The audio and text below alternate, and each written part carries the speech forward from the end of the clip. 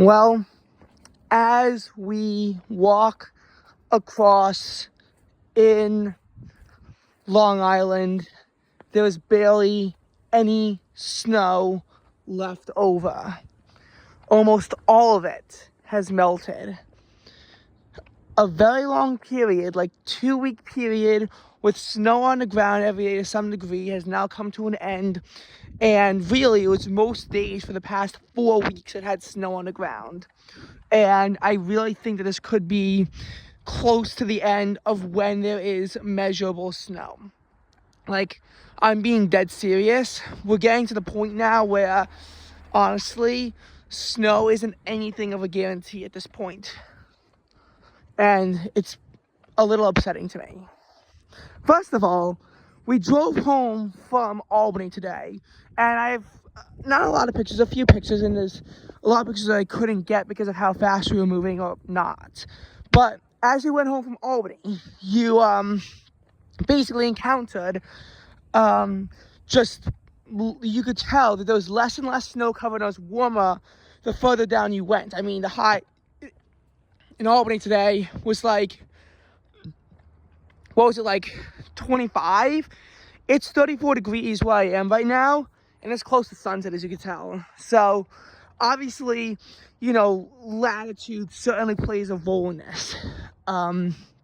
Considering where I live is around 40.7 degrees north, Albany is probably around 43 degrees north. So certainly there's some degree of it that comes down to latitude. And by the way, I just want to vent that it took 4.5 hours for me to get home from Albany, which is insane. Like, genuinely insane. I mean, for it to take that long to get home from Albany, that meant that, like, the thruway was bad because there was snow glare on the highway. We got off in Kingston and then took the Rhinecliff Bridge across the Hudson, which was all iced over, and it's not iced over further south. And then there was problems getting to the Taconic. There was an accident on the Taconic, so I had to get off the Taconic and loop around. And then even after that, it was still 2 hours, after probably 2 hours of driving just to get to that point. And of course, the final hour, 50 minutes, we just straight shot it without a bathroom because by that point it was just not worth it. I mean, it was really bad. Never did I think I'd say the statement, but the traffic was a lot worse upstate than it was downstate, since at least getting home from Dutchess County, at the very least, a relatively long drive, like 80 miles, only took about an hour 45 by that point. Or maybe I think probably even more than 80 miles, probably like 85, 90 miles. So at least that wasn't horrible. Anyway, you can tell the ground is bare now. This winter, I think, to me, if this truly is the end of snowfall, which in no way am I saying it's the end of snowfall, has a weird mix. So Central Park last winter saw 7.5 inches of snow. This winter, the total is going to be 12.5 inches. And I think in most sites, 23, 24 will be less than 24, 25. I think as for where I live, personally, it's going to be around the same. It's going to be between 13 and 14 inches across both winters. So to me, it's going to be similar. Now, to the city, this winter obviously more snow. And,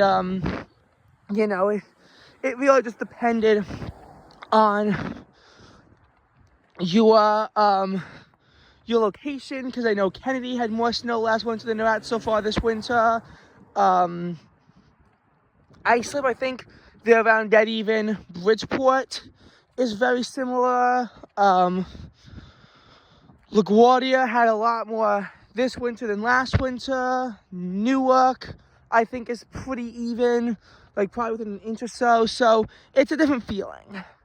And what I'll say about this winter is that this winter certainly had more snow cover, but never as much snow. You had more days with snow on the ground, but the snow was never as thick. Basically, there was more snow, but less snow in each event. So like more times of snow. Like I remember this winter, you had December 21st, you had December 24th, you had January 6th, you had January 11th, January 19th, February 2nd. There was even a tiny bit of snow on February 6th. February 8th was probably the biggest event of the winter. And then February 11th and then February 15th. Last winter, all you had was January 6th, where there's barely anything. You had January 16th, January 19th, February 13th, and February 17th, and that was it. But February 17th, where I live, was actually over 7 inches of snow. This winter, we haven't seen a single storm produce over 3.5 inches. So that's why I find this winter to be on the more disappointing side. It's not so much so that there was always snow coming, but there was never any decent storm. Basically, I'll say this, 23-24 had storms with New York City as the epicenter. Like the February 13th snowstorm. Now, Central Park clearly wasn't the epicenter based on it only having 3.2 inches of snow, but right around New York City was the epicenter where there was over a half foot of snow. And February 17th, the epicenter was central New Jersey and right up into southern Brooklyn. And that was where the epicenter was.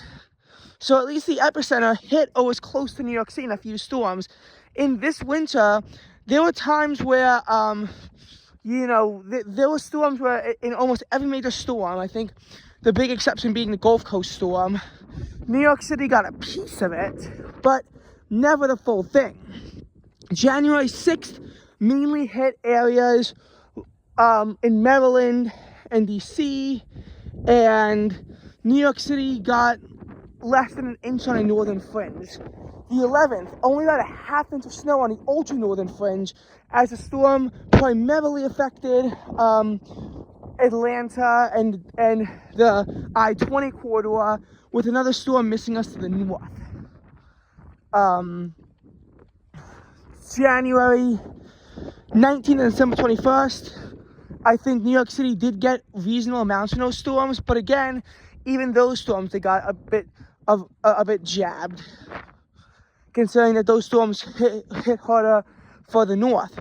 February 2nd, a decent line of precipitation, I will admit, but stray snowflakes are never going to add up to that much. Same thing on the 24th, actually. February 6th, it hits further to the north.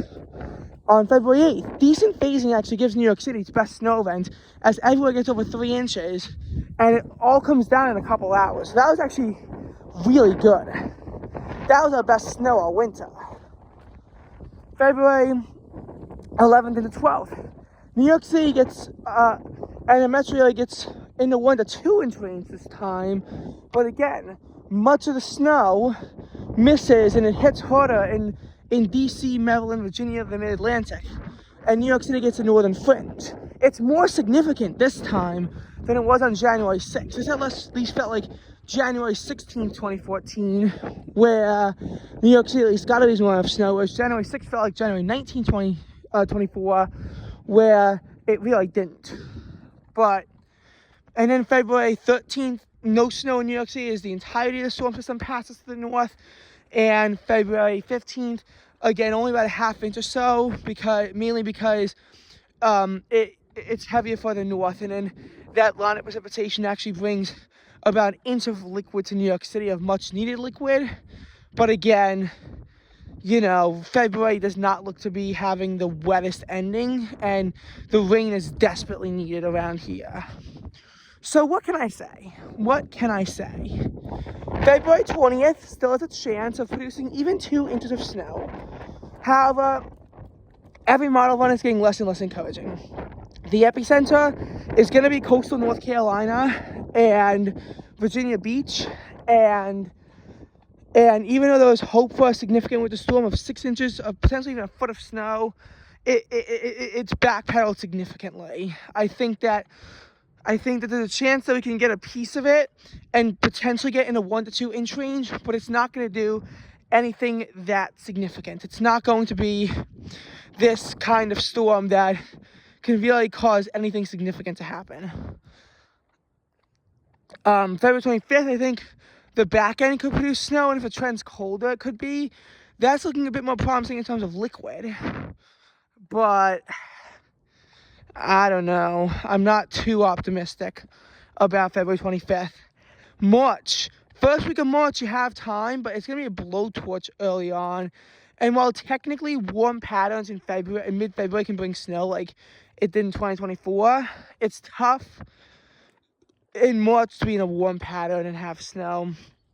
So then you gotta look towards the third week of March. Again, I'm not waving the white flag on this winter yet, considering how close it is. Like, obviously 2022, 2023, where we're at less than an inch of snow at this point in the winter, different story.